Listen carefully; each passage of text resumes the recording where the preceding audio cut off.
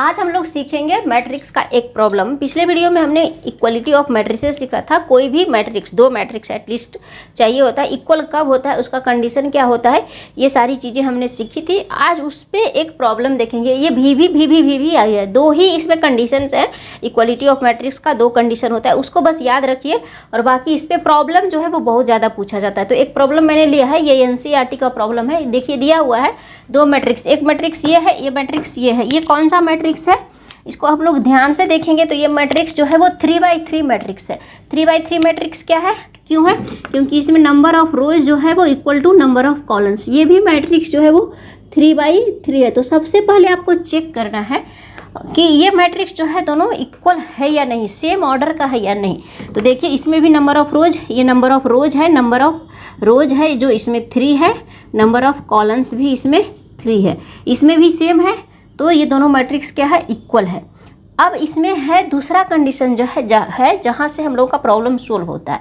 ठीक है, ये दो मैट्रिक्स दिया हुआ है। क्वेश्चन क्या कर रहा है, find the value of ABC XYZ। 6 है का वैल्यू हम लोगों को यहाँ से निकालना है, इसको सोल्व करके।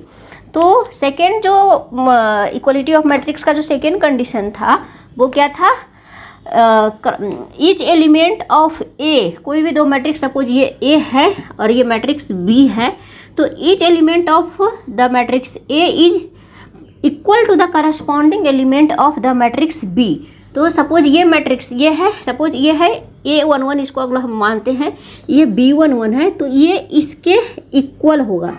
ठीक है, ये इसके इक्वल होगा। उसी तरह से ये जो है सेकेंड वाला ये इसके इक्वल होगा, ये थर्ड वाला ये इसके इक्वल होगा। तो अब इसको हम लोग सोल्व करते हैं।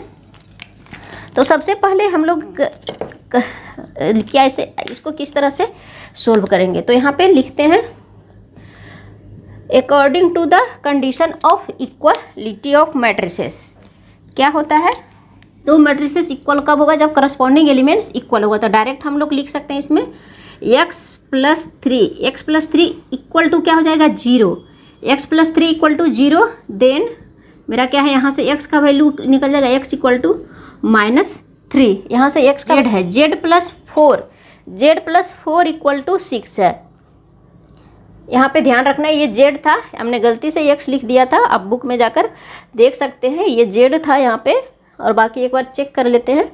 गलती से यहाँ पे z था, तो यहाँ पे क्या हो जाएगा, z+4 इक्वल टू 6। तो इसको सोल्व करेंगे तो मेरा z क्या होगा, 4 इधर आएगा तो क्या हो जाएगा, z equal to 6 - 4 equal to 2। तो z मेरा क्या आ गया, 2। तो जैसे जैसे इक्वेशन सोल्व करेंगे वैसे वैसे हमारा आंसर आते जाएगा। नेक्स्ट क्या हो जाएगा, 2/- 7 इक्वल टू क्या हो जाएगा, 3/-2। इस तरह से। तो अब इस इक्वेशन को सोल्व किया। इक्वेशन सोल्व करना जो है वो बिल्कुल आसान है।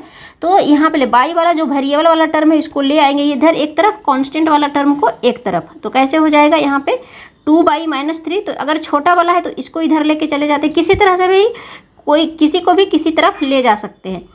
तो 2/-3 इक्वल टू क्या हो जाएगा, -2 + 7। 7 इधर जाएगा, इधर माइनस है तो इधर जाकर क्या हो जाएगा, प्लस, और बाकी इधर प्लस है 3y तो इधर आएगा तो माइनस हो जाएगा। अब इसको सोल्व कीजिए, 2/-y इक्वल टू क्या हो जाएगा, -y इक्वल टू क्या हो जाएगा, +5। देन y इक्वल टू क्या हो जाएगा, -5। तो यहाँ पे हम लोगों का 3 चीज़ निकल चुका है, x y z तीनों का वैल्यू निकल गया है। तो हम लोग इधर साइड में लिख लेते हैं। x इक्वल टू मेरा कितना आया था, -3, y इक्वल टू मेरा कितना आया, -5, z इक्वल टू मेरा क्या आया, 2। अब हम लोग को a b c का वैल्यू निकालना है, तो इसको भी हम लोग सोल्व कर लेते हैं। यहाँ पे अब देखिए सेकेंड में -6 इक्वल टू -6 है, इसमें कोई भी वेरिएबल नहीं है तो इसको छोड़ देते हैं। यहाँ पे a-1 इक्वल टू -3 होगा। तो क्या हो जाएगा, यहाँ पे a-1 equal to -3, then a equal to simple क्या हो जाएगा, -3 - 1 यानी +1 यानी -2। तो a इक्वल टू मेरा क्या आ गया, -2। Next 2c + 2 equal to 0। तो यहाँ पे हम लोग करेंगे क्या, 0 इक्वल टू 2c + 2। तो अब यहाँ पे क्या हो जाएगा, दैट इम्प्लाइज 2c। 2 को इधर ले आते हैं या फिर 2c को इधर लाते हैं तो क्या हो जाएगा, -2। तो c इक्वल टू क्या हो जाएगा, -2/2 इक्वल टू -1। तो c का वैल्यू मेरा क्या आ गया, -1, a का वैल्यू आ गया -2। उसी तरह से हम लोग b वाला को सोल्व कर लेंगे। तो साइड में हम लोग सोल्व कर लेते हैं।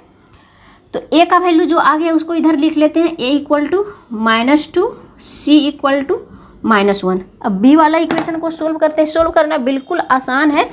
अगर आपका 5, 6 या 9, 10 में अगर इसको सोल्व किए हैं तो ये जो है बिल्कुल आसानी से सोल्व हो जाएगा। इतना तो आपको सोल्व करना होगा। 12 में अगर पढ़ रहे हैं तो क्लास 9, 10 का कंसेप्ट जो है वो क्लियर करना होगा। तो अब आ गया मेरा b का वैल्यू नहीं निकला है, तो b -3 equal to 2b + 4। Then b वाले को एक तरफ लेके जाते हैं और जो कांस्टेंट है उसको एक तरफ लेके आते हैं।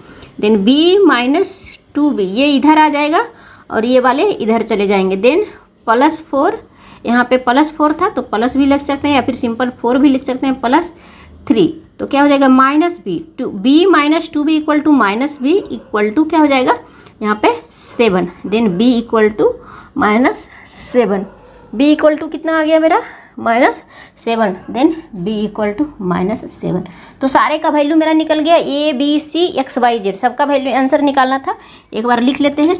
तो सिंपल इसी तरह से हम लोगों को मैट्रिक्स को सोल्व करना है। इक्वलिटी ऑफ मैट्रिक्स बहुत ही ज़्यादा सिंपल है और वो इससे क्वेश्चन जो है वो पूछा जाता है। बस आपको याद रखना है order of the matrix same होना चाहिए और corresponding element of the matrix जो है वो सेम हो। और ये इक्वेशन किसी भी फॉर्म में दे सकता है, साइन कॉस ये सब के फॉर्म में भी आपको दे सकता है। तो ए का वैल्यू मेरा कितना है -7, बी आ गया मेरा ए का वैल्यू मेरा आया है -2। ए का वैल्यू